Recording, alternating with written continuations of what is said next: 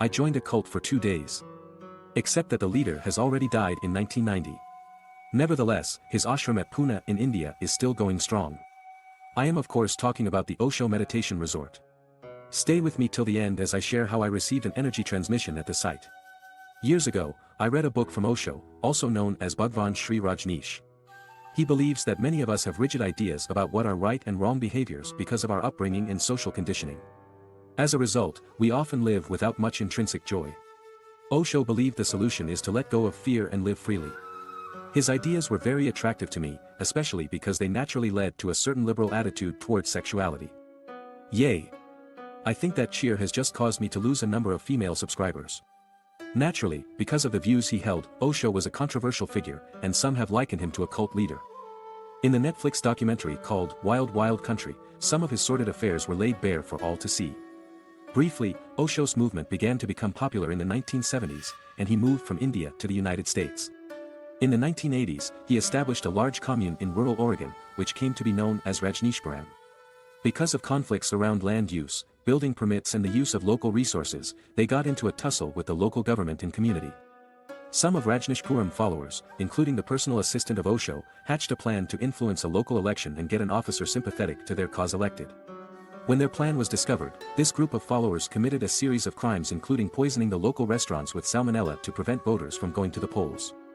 More than 700 people became sick, and 45 were hospitalized. This led to the followers being arrested and charged with attempted murder. While Osho was not directly involved in this charge, he was subsequently charged for immigration fraud and forced to leave United States to go back to India in 1985. The group and Osho were also embroiled in allegations of drug use, sexual misconduct, and money laundering. You would probably wonder why I would still want to join the Osho ashram for those 2 days. Well, I was in India for a Kumbh Mela in 2015, which happened to be close enough to Pune for me to consider making a detour. Furthermore, even though Osho's personal life may be complicated, I believe his teachings still have value. Osho developed a series of practices whilst he was alive, most notably dynamic meditation, Kundalini meditation, no-mind meditation, and mystic rose meditation. The hour-long dynamic meditation starts with a series of physical movements. For the first 10 minutes, a person is supposed to engage in deep exhalations. The next 10 minutes is a time to let oneself go as you scream, shake, cry or laugh. The next 10 minutes involve jumping on the spot whilst shouting, hoo, hoo. The next 15 minutes, one freezes and stays in the same position. The final 15 minutes is where one engage in celebration. A song will be played and one can dance and sing to it. Osho was one of the first pioneers who recognized that traditional sitting meditation may not be relevant in a modern world where people are too much in their mind and have lost touch with their body and its natural rhythms. Through dynamic meditation, one can get in touch with long-suppressed emotions and release them in a non-judgmental and safe space. Kundalini meditation focuses on raising the Kundalini energy, said to be coiled around the base of the spine, and is inactive in most people unless activated. The hour-long Kundalini meditation is made up of 4 stages of 15 minutes each. The first stage comprises of allowing the whole body to shake. The second stage is to allow the body to move and dance in any way you want to. The third stage is to be still and just witness whatever is happening inside the body and outside in the environment. The final stage is to sit or lie down with the eyes closed and be still. The no-mind meditation is a week-long program with a daily 2-hour practice that comprises of 1 hour of speaking gibberish whilst allowing the body to move in any way it wants to, followed by an hour of silence and meditation. The Mystic Rose Meditation is a 21-day program that involves a daily 3-hour session, with the first week being spent laughing for the full 3 hours, the second week spent crying in that same time, and the third week spent silent witnessing. Besides these core programs, Osho also developed several other programs which one can sign up for at Osho Multiversity. But of course, I was only there for 2 days. The first day, before one can go into the ashram, I must take an AIDS test. Luckily, I was given the all clear. As to why all of us must take an AIDS test, I will let you come to your own conclusions.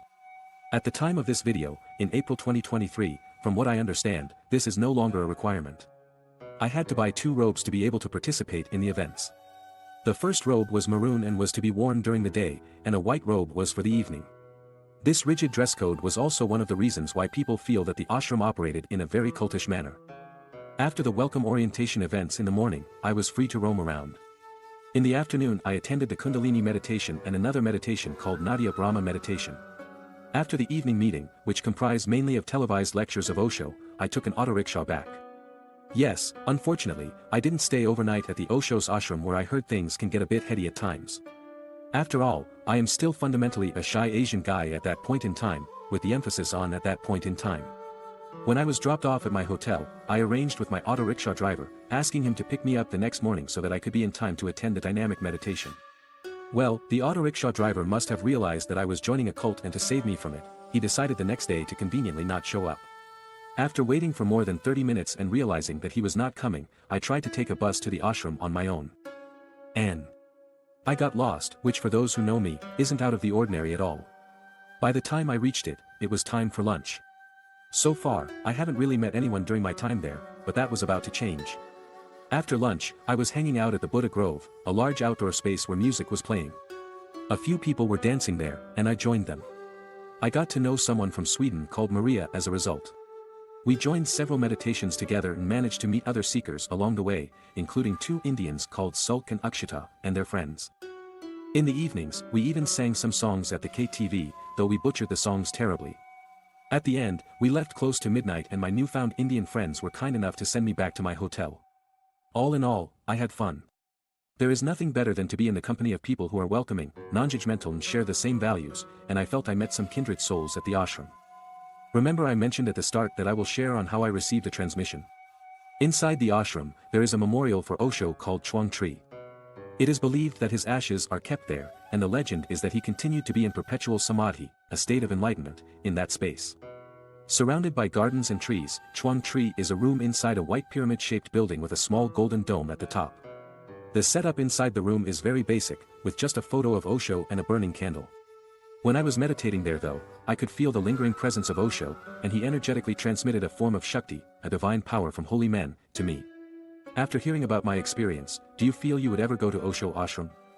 Let me know in the comments below.